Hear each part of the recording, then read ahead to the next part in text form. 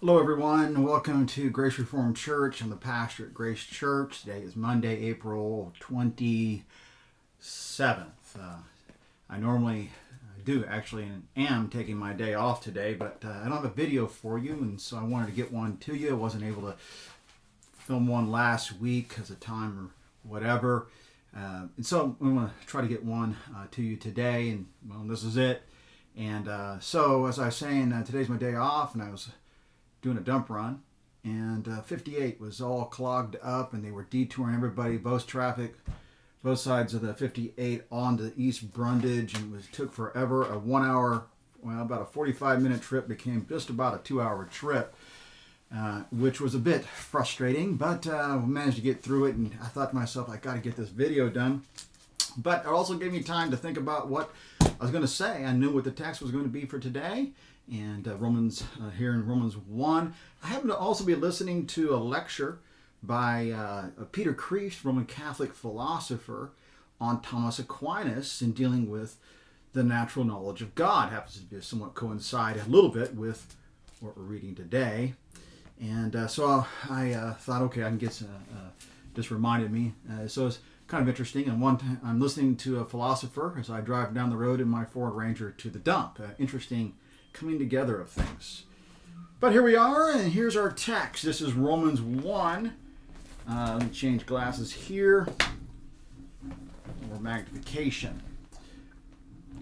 So, for what can be known about God is plain to them, because God has shown it to them. For his invisible attributes, namely his eternal power and divine nature, have been clearly perceived since the creation of the world and the things which have been made, so that they are without excuse. Now, Paul here is saying that all men know God, but naturally suppress the knowledge of God.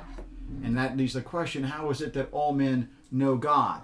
And it is this: God has shown himself so that people clearly perceive him, his existence, in that which he has made from the beginning of the creation of the world. And the result is that no man is without excuse. So the picture, the dynamic here is of humanity in rebellion against God. Having God and his knowledge constantly brought to their minds and cognition and cognizance, yet they're holding it down, right? God doesn't exist, or he's not involved in my life, right? And then being able, by virtue of suppressing the knowledge of God, to say, I didn't know. And he says, no. God has designed us and designed the world in such a way that we know him by natural means, and nobody is without an excuse. Nobody. I'm reminded of the famous atheist Bertrand Russell, world-renowned atheist, mid-20th century. Well, in his deathbed, a priest came to see him. The priest asked, hypothetically, when you die and you find that God exists, what are you going to say to him when he asks you about your atheism? And he's responded, well, I'll have to say that apparently my hypothesis was wrong, and you do exist, but let me ask you, sir, and sir is God, why don't you give us more evidence?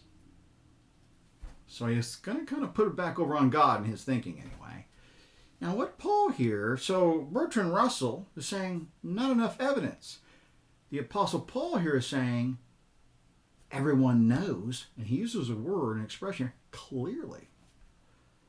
In Paul's way of thinking, God is known because the knowledge of God is clear and everywhere and constant. The evidence for God's existence is manifold, abundant.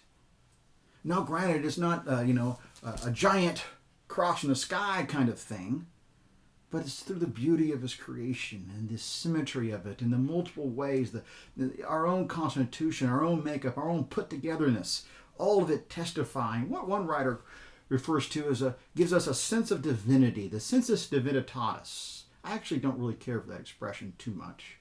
Now, that was John Calvin.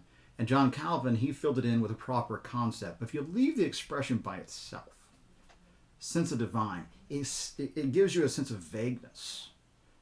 right? Now, thankfully, Calvin filled it in with content that's more specific. Yeah, and the reason why that's good is because that's what Paul does here. God is shown so that all men know him, and he even names some of the things we know about God. His invisible attributes are known. God is invisible, he is holy, he is just, he is good. We know these. That's not a vague sense. All right?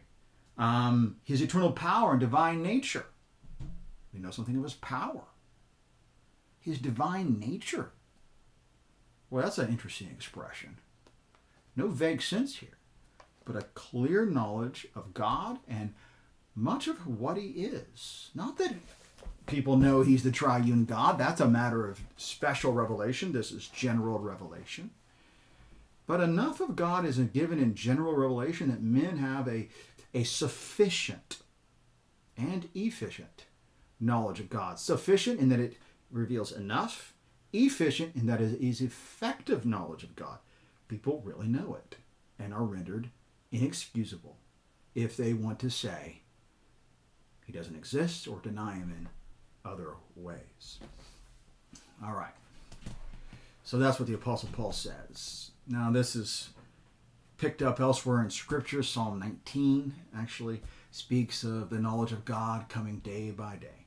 Right? A voice going out into the heavens, speaking. And it's not an actual voice. It's God's revelation of himself in nature.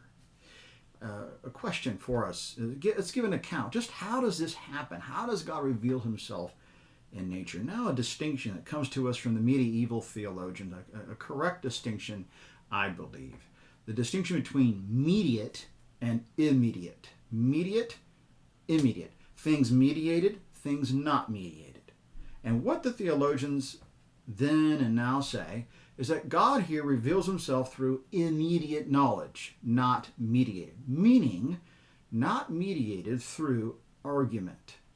In other words, in the 18th century or the 1800s, they would they would say it like this: this knowledge is non-discursive. It doesn't come as a result of premise A combined with premise B, and therefore you draw out a conclusion. Premise A, premise B, therefore God exists. It isn't as though we look upon these things and then draw an inference, like a mathematical chain of reasoning. It's not mediated through a valid chain of reasoning. There's not to say there isn't a legitimate role for such chains of reasonings, i.e. proof for God. But that's not what's being talked about here. Though related, but not the same. This is a immediate knowledge of God. The way John Calvin explains it, he's drawing off the Apostle Paul, is that you know God through nature in the same way, say, you know a color. All right, so let's say you see a green leaf on a tree, and you immediately know it's green. You don't reason to it. It just is there. It's hits you in the face. It's point blank. You don't look at it. Oh, there is a leaf, and then there's this one color blue and this other color yellow, and they have been combined to, and therefore we have green. Some kind of chain of reasoning. That's not how we know most of the stuff we know through our senses. Mathematical things we might know through a chain of reasoning, but the vast bulk of the things we know, there's, as it were, come into the brain, come in through our senses, and our brain does something, and we just know, and it happens instantaneously and immediately. That's how we know God. That's what's being talked about. That's an account, right? So probably the folks who have done the best to explain how this would work would be those involved in a school of philosophy called Reformed Epistemology. What they argue, particularly a fellow named Cornelius Plantinga, is that God has given us a mental equipment, a mental apparatus, which, when it's properly functioning, produces beliefs. Not as a result, right, of a chain of reasoning, but as a result of simply, at this point I actually don't know how to account it, but the brain, the way it works, when you get that mental equipment and everything working properly in a certain environment, it produces naturally, normally, quickly beliefs. And that's how it works with God as well. So that belief in God is really a very basic thing. It's evident everywhere, and it takes a lot of, if anything, intellectual gymnastics to push it down. It doesn't take a bunch of intellectual gymnastics to get to it. Premise A, premise B, premise C, handling objections to premise C, or and B and C and so on, and then eventually get into A. No. God reveals it, our brains work on it immediately, if we know it, and then if we don't like it, we come up with rationalizations to suppress it. All right? So let me read that again to you. We're at the 10-minute mark here, so I got to call it quits here real soon. I was going to handle 2 or 3 objections. I guess I'll be doing that tomorrow. But tell me if that kind of fits. That account I just gave seems to fit, to jive and mesh with what Paul says here. He says, "For what can be known about God is plain to them." Not plain to the philosophers, plain to anybody, regardless if they ever looked at this book. This is talking about the natural knowledge of God apart from this book, but coming from creation. It's plain to everyone. So let me read it again. "For what can be known about God is plain to them, because God has shown it to them. For his invisible attributes, eternal power, and divine nature have been clearly perceived. Perceived. Non-discursive. Namely, his eternal power and divine nature." And what a lot of people do here, and I will handle this one quick objection. I don't know if I should. I'll probably handle it briefly. No, it doesn't work this way. Because of sin, people don't perceive. Oh, no. This is talking about people in the sinful state, where sin has affected the mind. But understand, the mind is not so affected and infected by sin that it's no longer intact. It's intact enough that it still works sufficiently. So the knowledge of God in nature is sufficient and efficient to render us all inexcusable before God. We know what we're supposed to do. We know we're supposed to give honor and glory to him. Everyone does. No one will be able to say, "I didn't know." So, brothers and sisters, as those who have been changed by God, because the problem here isn't brains and smarts, mental equipment, and so on. The problem is the heart. Human beings don't like what they see of God through nature, so they suppress it. But as those who've been changed, let us glory. Let us see a mountain vista and not stop when we say, "Oh, look at the beauty of the mountain vista," and we just stop there. No. Go beyond it. Look at the glory of our Creator beaming through these mountains, and give praise and honor and thanks that he lets you get to see something of his glory through by means of those wonderful, mammoth, colossal mountains. That's our meditation for today. I'm going to get back to work, but it was good to be with you here a little bit. See you tomorrow. We'll continue on the same theme tomorrow, Tuesday. Lord bless.